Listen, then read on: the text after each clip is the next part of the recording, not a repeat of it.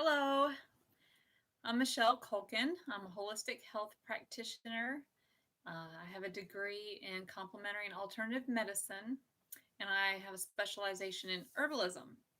So I am excited to help you with improving your health today, talking a little bit more about coffee enemas. Hopefully, you caught the first two videos in reference to preparing the coffee enemas. This is more in reference to the benefits and then going over a couple things that I did mention in the first two videos, just as a little bit of a reminder. All right, and it seems like there's something on my screen here. There we go. So, why do a coffee enema anyway? Contrary to popular belief, enemas are not just to help with constipation, though they can. There's many other benefits. In fact, coffee enemas started back in 1550 BC with the Egyptians, believing that the enemas, along with a good diet, can really help with ailments that people were suffering from. And then later on, actually, a German American doctor, Dr. Max Gerson, started implementing coffee enemas in therapy to help many who were suffering from very severe illnesses. And he cured thousands of people. He helped people even with stage 4 cancers really reduce um, their, their issues or actually even reverse them completely. But he used coffee enemas, he did juicing, an organic plant based diet, um, specific enzymes. So it wasn't coffee enemas solely. And with some people who really had severe issues, it might have taken up to 2 years of doing coffee enemas, even up to 5 of them a day, with up to 20 glasses of raw juices, mostly vegetable juice. But you can do a lot with doing one enema a week or two enemas a week. When you start, again, you only want to do maybe, let's put it this way. Dr. Gerson suggests 12 to 15 minutes retaining the enema. If you cannot, retaining it for the first 3 to 6 minutes is fine too. Do 2 cups instead of the 4 cups. Do the 2 cups retaining for 12 to 15 minutes. Use the bathroom, then do the other 2 cups. When your liver is really congested and full of toxins, it can be really hard to retain the enemas for a long period of time. Because what happens when your body is full of something that it wants to get rid of, knowing it does not belong there? You usually get it in this fluid that wants to be expelled from your body. You're either vomiting or you're getting in this mucus coming out of your nose or you're sweating. So there's different ways to detox. Coffee enemas are mainly for detoxing your liver because you, of course, have the blood with the circulatory system. You also have your lymphatic system. You should clean those also. But we're going to talk about coffee enemas. And why are they beneficial? Because not only do they help with constipation, but detoxing the liver. Okay. So I'm going to actually quote too from a little bit of information I printed off from this one particular site called accusisoncology.com. And they explain that coffee enemas are absolutely fantastic for many reasons. But what are they in the first place? So the coffee enema actually has some constituents in it. It's got colloidal palmitate and caffeistol palmitate with the caffeine. And what these do is they actually increase the level of glutathione in the intestines and the liver. Now, glutathione is huge. It's major when it comes to detoxifying. It's an antioxidant, so it helps with reversing aging, guys, or protecting your cells from this oxidative stress, this damage from all these free radicals, what they're called, going all through your body and creating problems. So, anyway, glutathione is so important. It prevents this damage from reactive oxygen species and heavy metals to your cells. Glutathione actually breaks apart these chemical carcinogens. You know, carcinogens cause cancer. So they break these chemical carcinogens apart in your body so that your body can remove them at that point. Glutathione also can inhibit neoplasia, which is the growth of new, abnormal, and uncontrolled tissue. These new tissues can eventually become tumors, and whether they're cancerous or non cancerous, your body will not benefit from having this tissue inside of it. Okay, you need that space for other things. So, now how do we even get this coffee though through your liver to cleanse it and then these toxins out? So, about 6 inches inside your rectum are these veins which directly connect to the hepatic portal vein, which leads straight to the liver. And so, when this caffeine liquid reaches these vessels, the vessels dilate. So they expand, and this allows the absorption of the coffee fluid and its constituents into this pathway, this vein that goes through the liver. This whole cycle will happen every 3 minutes. That's why every 3 minutes you're going to feel like you need to go, because you're going to get this buildup of toxic waste that your body wants to get rid of. Um, what this also does is really help with your gallbladder, the bile duct, because sometimes your bile duct actually can get this buildup of toxins.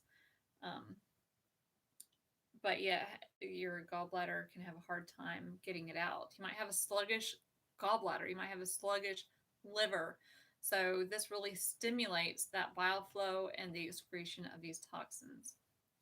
Um, Actually, too, another great thing about coffee is theophylline, and this reduces inflammation in both the liver and the intestines. And I don't know if you realize this, but inflammation in one place can cause inflammation in a lot of places, because your body's going to start using all this energy to go to that inflammation site, try to reduce it.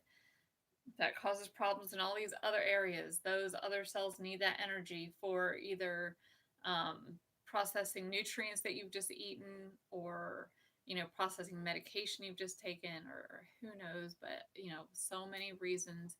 You need your energy in the right places, not dealing with inflammation anywhere.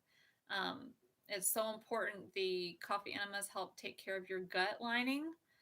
um, it has been said that all disease starts in the gut. You need to take care of your gut, guys. And, they have found, even more and more so recently, that there is a direct connection from the gut to the brain.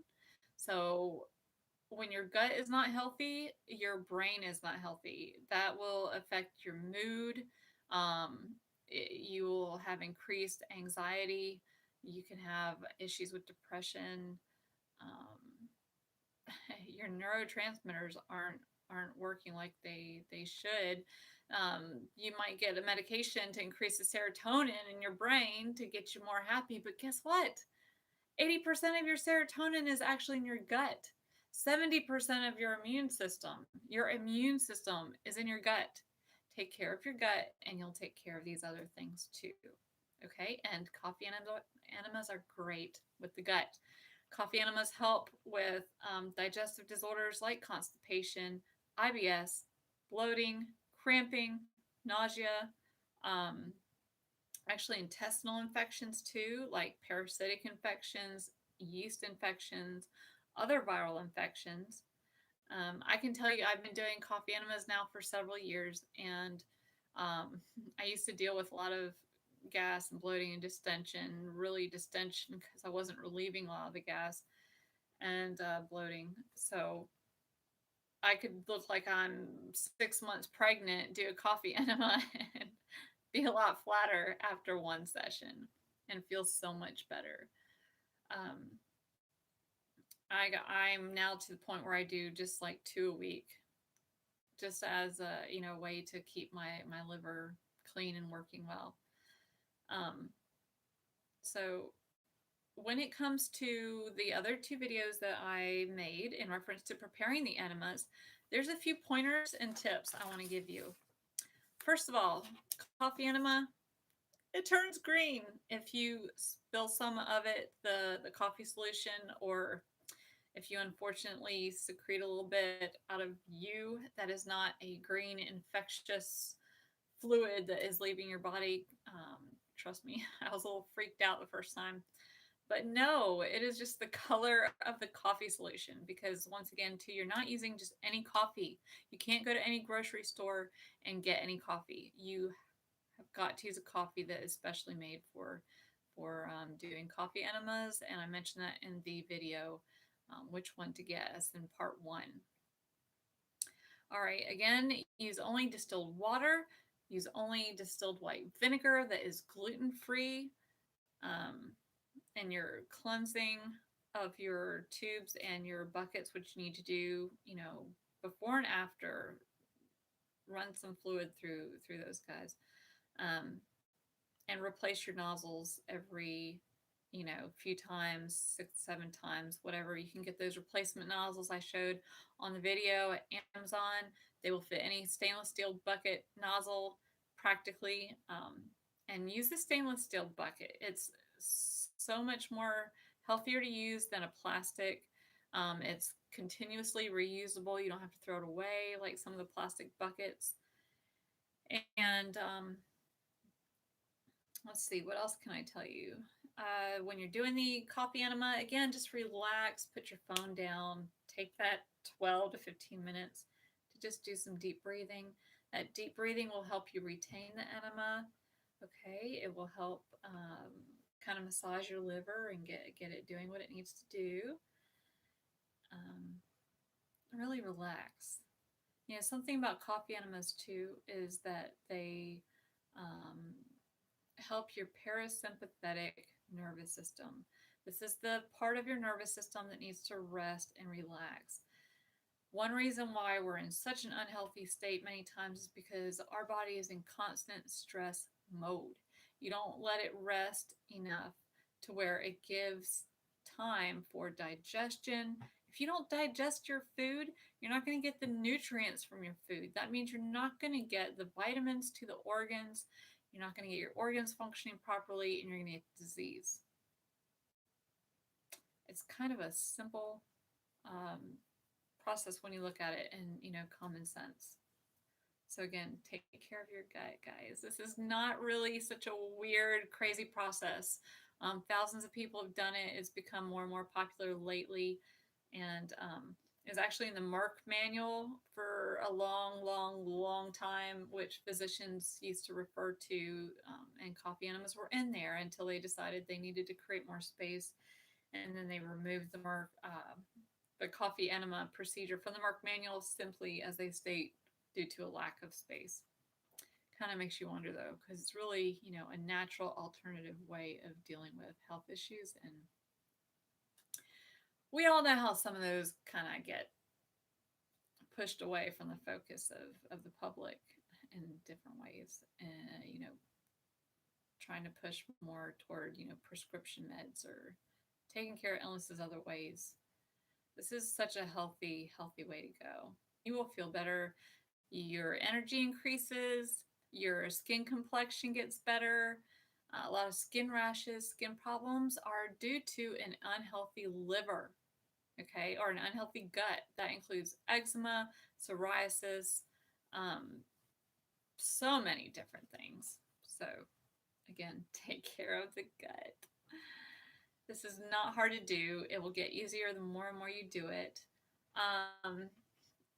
Drink a glass of water before you start. This can dehydrate you a little. It can, mess with your electrolytes a little. So drink something healthy afterwards, particularly a vegetable juice. And if you know you have issues with dehydration and blood sugar, have something good to drink after you do the coffee enema that you know will benefit you, whether that be carrot juice, even dilute carrot juice. You don't want to necessarily drink a lot of juices with sugars in it, but diluting it can increase the volume and make you feel more full. Another thing too that you might find doing coffee enemas is in the toilet you might see like this stringy mucus like gross substance, okay? This happens actually with many people. It's more common than you think. It's called mucoid plaque, and many scientists believe it's simply a mix of fecal matter, toxins, lymph, okay, from that lymphatic system that needs to be cleaned out. Just these mucus-like materials that get stuck in the nooks and crannies of your colon. Um, you actually produce a mucus that gets replaced and replaced and replaced. Um, and so don't worry too much about that. Just be glad you're getting rid of it because it wasn't doing good staying inside of you. And it won't continue either, okay, once you get it out. But it can happen several times. And, again, make sure you're well lubricated on the nozzle and on your rectum so that you don't cause any tearing. You might scare yourself if you're not lubricated and you, tear yourself just a little. Then you might see a little blood. It's not blood in your stool, it's blood from your skin getting this little tear because you didn't lubricate. All right, so don't try to be that brave. Again, lie on your right side. That's the best side. If you have some sort of health issue or injury as to why you don't want to lie on your right side, then lie on your back, but right side is best. The bathtub is easiest to clean, in my opinion. So if you can fit in the bathtub with your knees up, is how you would do this. It's easy to clean anything afterwards. If you squirt out just a little bit, it's okay. It's normal. Still try to hold it. If you can't for, the full 12, 15 minutes, it's all right. Just do 2 cups at a time. Eventually you want to get to the 4, but do 2 and 2. If it's only 3 to 6 minutes, you still did some cleansing work because, again, that fluid goes through your liver every 3 minutes. All right, you're getting some of those toxins out. You'll get quicker and more efficient as you do this. So just use some common sense, and how you do some things. When you hold the tube and you're pouring your liquid into the stainless steel bucket, hold the tube up so that it doesn't drain out, and have your clamp there. After you lower it, you get the air bubbles out, clamp that clamp, and then lower your tube so that you can do what you got to do. Another tip from the other videos is use the organic, cold pressed, unrefined coconut oil, or use some sesame oil for lubrication. Don't use olive oil just because it stays too moist, and you need that area dry, not moist. Coconut oil will absorb better and actually helps with hemorrhoids. Coconut oil helps hemorrhoids. You can do this while you have hemorrhoids. The coconut oil, again, can really help that situation. Children and pregnant women should not do enemas. And those of you who have had your gallbladders removed, you can still do coffee enemas. It is so beneficial, everybody. So please try coffee enemas. Do them. It's really not that hard to do. It's really not that much of a process. And, after 15 minutes, again, you don't need to hold it any longer. That caffeine will get into your blood, and then you get the stimulation that's not really beneficial to you. You get enough stimulation through the day, okay, with all the other stresses of the day. And drinking coffee will not give you the same results as doing the coffee enema. It's a completely different delivery system through your body. So detox, do the coffee enemas. If you want to talk with me further about any other health issues, you're welcome to. My number is listed on my website, and that is happyhealthnaturally.org. The name of my business is Happy Health Naturally. I do wellness consults, holistic wellness consults, as well as there are health and beauty products that are listed on my website. Soon to list all of them because there's even more that I have that are actually displayed in the functional neurology and chiropractic office, in which I do some work a couple days a week doing consults for the doctor. But you are welcome to reach out to me. I look forward to talking to you, and I hope that these videos have really helped encourage you to do something that will be so beneficial to your health and help you feel a lot better very soon.